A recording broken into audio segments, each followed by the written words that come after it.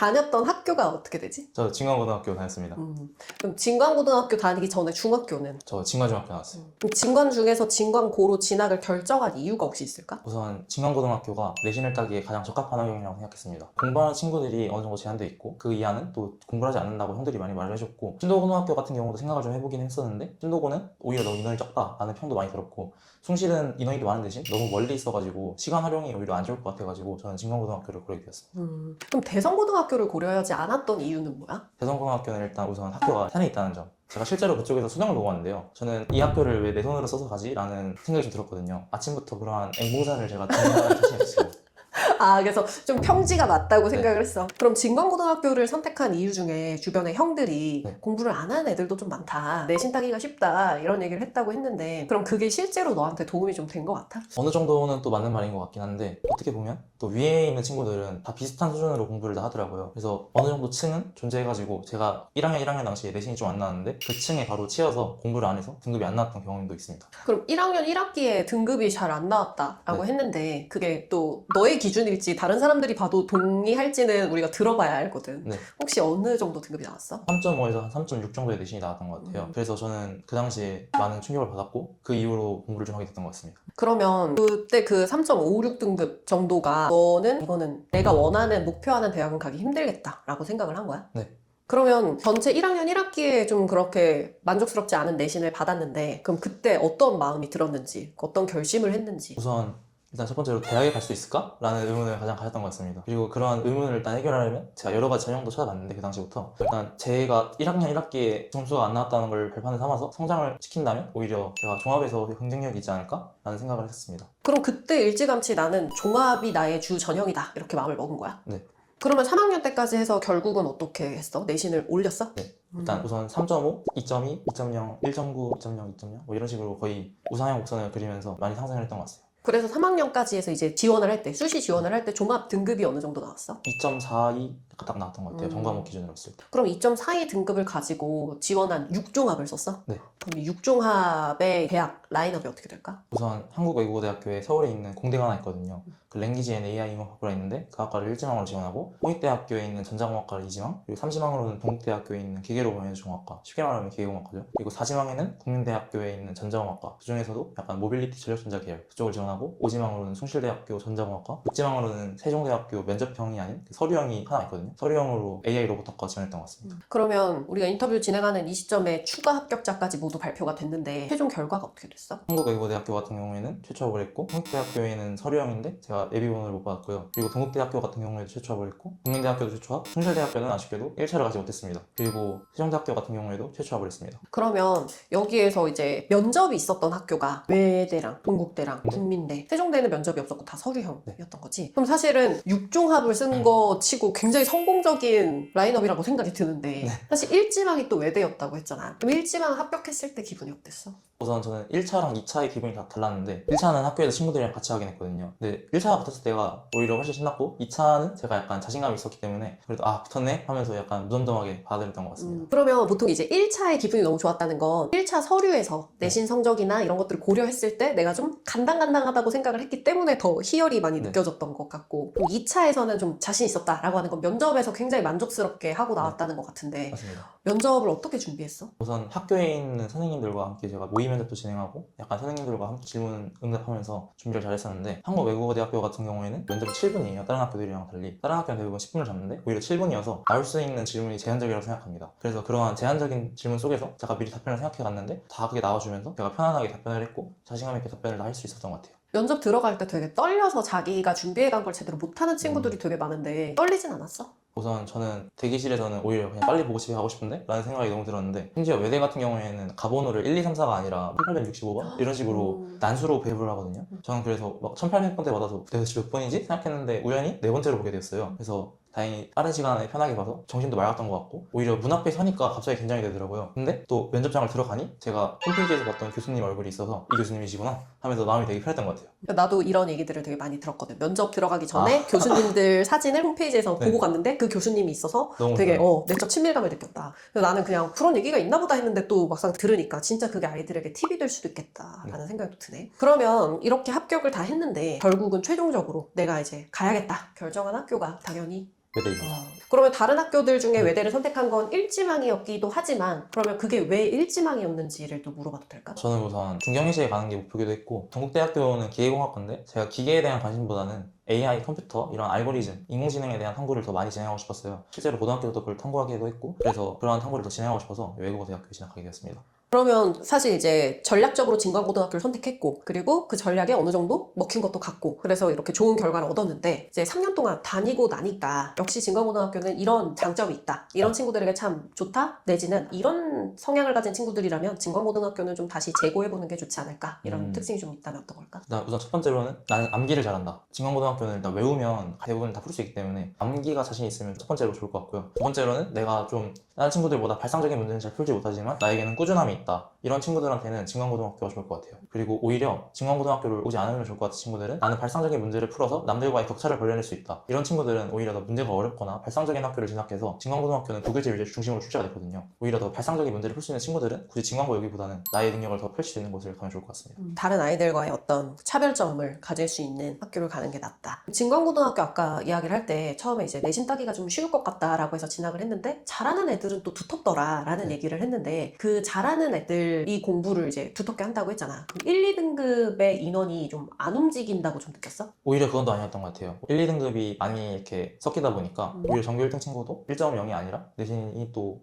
1.0은 아닌 경우도 있었거든요. 그러다 보니까 저는 오히려 1, 2등급이 많이 섞였다고 생각합니다. 그러니까 1등급이 늘 고정적이야 네. 라기보다는 1, 2등급에 들어가는 인원이 엎치락뒤치락이 좀 있었다. 네. 그러면 2등급 선으로 들어가기가 진입장벽이 좀 어떻다고 생각해? 3등급 때 아이들이? 3등급에서 2등급은 맨 처음에 힘들 수 있어도 한 번 들어가고 나면 내가 그것을 유지해야겠다는 그런 마음 때문에라도 더 열심히 하게 되는 것 같고 오히려 그러한 과정에서 더 열심히 한다면 1등급을 오히려 더 수월하게 뚫을 수 있지 않을까라고 생각합니다. 그러면 이제 학생은 9등급제일 때 1, 2등급 안에서 움직였던 학생이지만 지금은 5등급제니까 바꿔 말하면 1등급 때에 진입만 하면 이 안에서 1등급 때를 지키는 거는 이제 본인의 역량이다. 그렇게 좀 생각을 하는 거네. 그럼 진광고등학교를 다니면서 했던 동아리 활동이나 그런 것들 중에 좀 기억에 남는 활동이 있을까? 우선 저는 고등학교 1학년 때는 원하는 동아리에 못 들어갔어요. 그래서 아쉽게도 1학년은 거의 동아리 활동을 하지 못했고 2학년 때는 친구랑 함께 수학, 과학, 통합탐구 동아리라는 걸 만들었어요. 그래서 그 동아리에서 많은 활동을 진행했었는데 다행히도 선생님, 수학 선생님이셨는데 그 선생님께서도 저희한테 많은 열정을 바탕으로 진행을 해주셨거든요. 그러한 과정에서 우리가 실생활에서 볼 수 있는 이런 여러 가지들을 수학적인 문자로 해석하는 등 그러한 많은 활동을 진행해봤던 것 같아요. 그러면 이 과목을 공부할 때 내신을 1학년 때 좀 아차 싶었지만 그 뒤로 되게 열심히 또 노력을 했다고 했는데 공부를 하면서 좀 내가 되게 재밌게 했던 사랑했던 과목과 나를 좀 힘들게 했던 과목이 있다면 어떤 게 있었을까? 이거는 너무 극명하게 갈리는데요. 우선 저를 힘들게 했던 건 영어거든요. 저는 고등학교 1학년 1학기 당시에 영어 5등급이었어요, 제가. 그래서 와 이게 5등급이 진짜 나오는 등급이구나. 그래서 많은 충격을 받았고 그리고 그 이후에는 그래도 차근차근 제가 올려가면서 3등급까지는 쭉 해서 만들어냈던 것 같습니다. 그리고 저는 가장 좋아했던 거는 과학탐구인데요. 제가 그 중에서도 물리를 가장 좋아했었습니다. 왜냐하면 제가 학원도 다녔지만 학교 수업도 제가 되게 열심히 들었는데 학교 수업에서 개념을 채우고 학원 가서 문제풀이를 배우면 된다. 나는 이러한 딱 정형화된 루틴으로 공부를 했더니 제가 1학기, 2학기 둘 다 1등을 할 수 있었습니다. 그 당시. 그러면 1학년 1학기 때는 내신이 좀 사실 내 생각만큼 나오지 않았다라고 했는데 혹시 그 원인이 뭐라고 생각해? 다른 아이들도 또 경각심을 가질 수 있으니까. 다른 애들도 공부를 안 할 거라 생각했고요. 너무 아이들을 하향 평준화해서 생각한 건가? 그렇다기보다는 어차피 문제를 몇 개 틀려도 등급이 생각보다 잘 나올 거라 생각을 했어요. 저는 맨 처음에. 그런 얘기를 유튜브에서 많이 본 것 같아가지고. 근데 막상 또 시험이 쉽게 나오면 그렇지 않고 이러했던 것 같습니다. 그러니까 처음에 약간 작전을 잘못 세웠다. 네. 그래서 이제 2학기부터 좀 달라졌는데 네가 생각했을 때 1학년 1학기보다 2학기에 어떤 부분이 많이 달라진 것 같아? 오히려 저는 탐구 시간을 좀 더 줄이고 국영수를 늘렸던 것 같은데요. 그 이유는 이제 탐구는 어느 정도 하면 등급이 잘 나오는데 국영수는 많은 시간을 써야 되잖아요. 처음부터 탐구에 시간을 쓰기보다는 탐구는 후반 가서 이렇게 몰아치는 방식으로 많이 했던 것 같습니다. 그러면 또 탑수학 임준영 선생님의 거의 양아들로 불리고 있는데 그렇죠. 그만큼 수학을 굉장히 오래 장기간 다녔는데 몇 네. 학년 때 탑수학을 처음 오게 됐지? 제가 이 동네를 초등학교 6학년 2학기 때쯤에 전학을 왔는데요. 그 이후로 이제 제가 처음 다닌 학원이거든요. 쭉 탑수학을 다녔습니다, 저는. 탑수학을 근데 또 다니다가 다른 학원으로 옮길 수도 있는데 계속 한 학원을 좀 오래 다닌 이유가 있을까? 저는 맨 처음에 약간 초등학교 때 학원에서 적응을 못하고 약간 방황을 했었거든요. 근데 그러한 과정에서도 준영쌤이 저를 되게 관심 있게 끝까지 약간 저를 책임지고 봐주셔가지고 이렇게 보강도 항상 잡아주시고 제가 일주일에 학원을 거의 한 5일 정도 나왔어요. 그래서 오히려 어머니께서 저한테 이 정도면 학원비를 2배나 내야 되는 거 아닌가? 라고 할 정도로 진짜 많이 봐주셨거든요. 그래서 저는 그때부터 이 선생님은 그래도 나를 진심으로 대해주신다 싶어서 이 학원에 학원을 꾸준히 다녔던 것 같고 저는 오히려 학원을 중간에 바꾸면 적응하지 못해서 더 성적이 안 나올 수 있다고 생각을 했어요. 그래서 저는 꾸준함을 위해서 학원에 계속 있었던 것 같습니다. 중간에 바꾸면 선생님이랑 또 나랑 합을 맞춰온 것들이 무너지기도 하고 그럴 수도 있으니까. 그리고 국어도 사실 우리가 중학생 때 처음 만나서 고등학교 네. 3학년 내신을 마무리할 때까지 같이 했는데 너도 알고 나도 알다시피 국어를 굉장히 힘들어했고 싫어하고 그랬는데 어쨌거나 내신까지는 우리가 되게 잘 마무리를 했는데 국어를 공부하면서 뭐가 되게 힘들었어? 우선 저는 처음 보는 글을 읽는 게 되게 힘들었어요. 왜냐하면 제가 글을 딱 처음 보면 글자가 캥긴다라는 느낌을 대부분 이게 수능 시험장 들어가서 느낀다고 하는데 저는 그냥 평상시에도 이렇게 그 공부할 때 보면 튕기거든요. 그래서 저는 학원 없이는 절대 안 되겠다. 나 혼자 글을 분석할 수가 없다 라고 생각을 해서 다행히도 분학생께서 잘 설명해 주셨기 때문에 내용 이해 측면에서는 모든 걸 할 수 있었고 오히려 단어에 집중을 해서 이 단어에서는 어떻게 반응하자라는 그런 가이드라인이 명확히 있었기 때문에 그런 내신 문제를 풀 때도 많이 도움이 됐던 것 같고 선생님이 이제 또 만들어주시는 그런 문제들과 선생님이 제공해 주시는 문제들을 통해서 그러한 문제에 대한 정형화도 많이 진행할 수 있었던 것 같습니다. 그래서 내신 국어까지는 우리가 어떻게 잘 또 나름 그래도 만족스러운 성적으로 마무리를 했는데 모의고사 수능은 내가 도저히 국어는 안 되겠다 던졌단 말이야. 그 던지겠다는 선언을 했던 게 내 기억에 2학년 2학기였나? 뭐 그쯤으로 네, 내가 맞아요, 기억을 맞아요. 하거든. 2학년 1학기가 끝나고. 끝나고 여름방학 그쯤이었던 걸로 기억을 하는데 사실 좀 빨리 결정을 내렸다고 나는 생각을 했거든. 내 네. 기준에. 그렇게 결정을 내린 이유가 있을까? 우선 그 당시에는 제가 이거는 나 어차피 맞춰도 최저 맞추고 오히려 최저를 안 맞출 수도 있고 정시할 일은 절대 없을 것 같은데 근데 내가 3합을 해도 국어를 안 쓸 것 같아 라는 생각이 너무 빨랐던 것 같아요. 솔직히 말하면 그때가 좀 후회되긴 하는데 지금으로서는 후회도 안 했나 하더라도 제가 이거보다 대학을 조금 더 못 갔더라면 많이 후회됐을 것 같아요. 그래서 저는 다시 돌아간다면 그래도 국어를 하지 않을까. 일단 한마디 해주세요. 아니 좀 국어를 끝까지 하면 좋을 것 같아요. 이게 언젠가는 후회할 수도 있으니까. 그치? 너무 빨리. 그때 나도 되게 말리고 네. 했지만 나도 엄청 붙잡지는 못했던 게 결국은 이제 본인의 선택이고 본인의 맞아요. 결정에 따라서 후회를 해도 본인의 몫이기 때문에 내가 너무 붙잡았다가 또 괜한 원망을 또 들을 수 있으니 나도 그랬지만 좀 나도 그때 되게 많이 아쉬웠던 것 같아. 조금 더 그래도 했으면 이라고 생각하는데 그래도 결과가 너무 그래도 또 잘 잘 풀려서 그나마 또 다행이다 라는 생각이 들어요. 그러면 이제 공부를 하다 보면 스트레스가 또 쌓이는 순간이 있단 말이야? 그때 그럼 멘탈 관리를 어떻게 했어? 저는 그때 일단 잠깐 무조건 공부 쉬었던 것 같아요. 왜냐하면 그런 상황에서는 어차피 공부가 안 되고 어차피 문제가 안 읽히거든요. 저는 그래서 그런 상황에서는 잠시 유튜브 좀 제가 스포츠를 되게 좋아하는데 그런 스포츠들 몇 개 보면서 한 10분에서 20분 사이를 쉬었던 것 같습니다. 오히려 너무 짧게 쉬면 제가 공부에 대한 죄책감이 들게 만드는 거였거든요. 그러한 작업이. 그러한 죄책감이 안 들더라고요. 너무 짧게 쉬니까. 그래서 좀 더 쉴까? 이렇게 생각이 계속 들기 때문에 한 10분 정도는 무조건 쉬었던 것 같습니다. 그래서 약간의 죄책감을 느낄 네. 정도로 그래야 어느 정도 해소도 되고 네. 또 공부할 수 있는 원동력이 생긴다. 네. 그것도 되게 하나의 방법인 것 같다. 그러면 이제 대학을 합격해서 이제는 놀 일만 남았는데 대학 생활 중에 가장 혹시 기대되는 게 또 있을까? 저는 우선 컴퓨터 같은 것도 좀 많이 배워보고 싶고 알고리즘 오히려 이런 것들을 중심적으로 탐구를 많이 진행하고 싶은데 그런 거 말고도 대학생활 전반적으로 좀 친구들이랑 많이 얘기하면서 이렇게 지내는 게 많이 기대되긴 합니다. 내가 알기로 아이돌에 대해서 여자 아이돌에 대해 전혀 관심이 없는 정말 너무 의외인데 그래서 관심이 없는데 진짜로 스트레스 풀 때 아이돌 막 영상이나 이런 거보다는 정말 다 그런 스포츠와 관련된 영상들만 봤던 거야? 스포츠나 주로 게임 같은 걸 저는 위주로 봤고 게임 영상은 또 많이 보면 너무 많이 봐서 오히려 좀 안 보려 했던 것 같아요. 공부할 때는 길게 쉴 때는 봤던 것 같은데 짧게 쉴 때는 무조건 안 봤던 것 같고 실제로 저는 그 아이돌이라 하죠. 뭐 에스파, 뉴진스, 아이즈원이랑 뭐 아이브 이런 것들을 이제 구별을 잘 못해가지고 제가 우연히 예전에 한번 들은 적이 있었는데 아이즈원이라는 팀에서 활동하던 분이 또 막 다른 팀에서 이렇게 하고 있고 해서 뭐지? 하면서 하나도 이해 못하겠더라고요. 그래서 저는 일찌감치 그런 거는 보게 된 것 같습니다.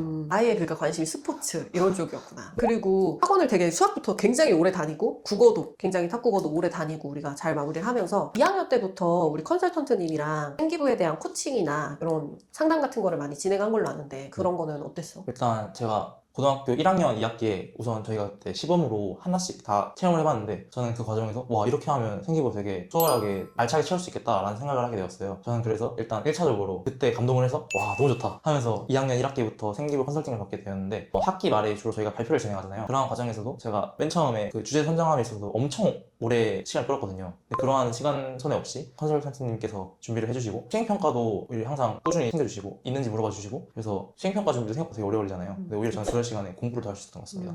그렇지. 아이디어나 이런 거는 네가 내더라도 그거를 조금 더 발전시키거나 너의 관심 분야에 맞게 피드백도 많이 피드백도 해줘서 우리가 좀 더 좋은 생기부를 만들 수 있었던 것 같아. 그럼 생기부를 만들어 갈 때 네가 되게 중점을 뒀던 게 있어? 첫 번째는 우선 저 약간 전지 같은 거에 많은 관심을 뒀습니다. 근데 그걸 이제 너무 얕다 보니까 그걸 더 깊게 파고 들어가고 싶은 거예요. 그래서 저는 컨설팅을 받고 그러한 과정에서 더욱 그러한 걸 사용하는 청구를 진행하게 되었고, 그러한 장치를 또 어떻게 우리 사회에 적용시킬 수 있는지 전형만과 같은 그러한 실제에도 적용시킬 수 있었던 것 같아요. 그 연계성이 또 되게 중요한 것 같아. 이렇게 네네. 토막토막 여러 가지 활동을 하는 것보다 계속해서 어떤 걸 발전시켜가고 심화 탐구를 하는지도 되게 중요한 것 같아. 그럼 지금 이제 공부를 하는 예비 고2, 예비 고3 학생들이 막 있을 텐데 그 학생들한테 하고 싶은 얘기가 있어. 지나고 보면 어땠다? 뭐 이런 얘기라든지. 우선 첫 번째로는 생각보다 지금 겪고 있는 스트레스는 아무것도 아니다. 이게 뭐 기말고사라는 큰 스트레스가 있다고 가정하면 그러한 스트레스는 일단 우선 기말고사 지나면 화가 사라지기 때문에 또 어떻게 보면 잘 준비해서 나간다면 괜찮은 것 같고, 그리고 구호공부를 저처럼 하지 않고 좀 했으면 좋겠고. 모의고사 얘기하는 거지. 내신은 또 열심히 했으니까 또 애들 오해한다고. 저 형이 내신도 안 해. 내신은 엄청 열심히 했고 이제 수능까지 그렇죠. 열심히 했으면 좋겠어요. 좋겠다. 그리고 고등학교 1학년 올라가는 친구들 같은 경우에는 1학기를 망치는 그러한 시행착오는 저 하나로도 충분하니 저 말고는 그러한 시행착오가 없었으면 좋겠습니다. 이 영상을 보는 친구들은. 그리고 또 얘기를 듣다 보니까 시행착오가 있어도 괜찮다. 네. 진짜 그때부터라도 또 괜찮죠. 노력하면 되니까. 이게 5등급이면 그게 5등급제면 지금 1등급이 10%. 그러면 저는 대략적으로 한 2등급 후반이네요. 그치 2등급 후반에 있었던 거지. 네. 와. 근데 보통 아이들이 2등급 후반에 있으면 망했다고 생각을 하거든. 생각보다 아직은 희망이 있으니까. 그러니까 아직은 희망이 있다. 맞아. 이 얘기가 나는 사실 아이들에게 1학년 1학기를 망친 아이들 내지는 1학년을 망친 아이들이 2학년 3학년 어떻게 나아가야 될까를 결정할 때 되게 큰 힘이 될 것 같거든. 그리고 주변에서 사실 처음에 6종합 쓴다고 했을 때 되게 많이 말렸을 수도 있을 것 같아. 아무래도 종합에 대한 인식이 그거 그쵸. 어렵다. 그 표 먹고 애들이나 네. 간다. 뭐 이렇게 맞아요. 하는데 굉장히 성공적으로 해낸 케이스라서 충분히 노력하고 준비하면 만들어질 수 있다. 충분히 많아요. 그 아이들에게 되게 희망이 되는 이야기였던 것 같아. 맞습니다. 아이들에게 아무튼 도움이 되는 이야기를 해줘서 감사합니다.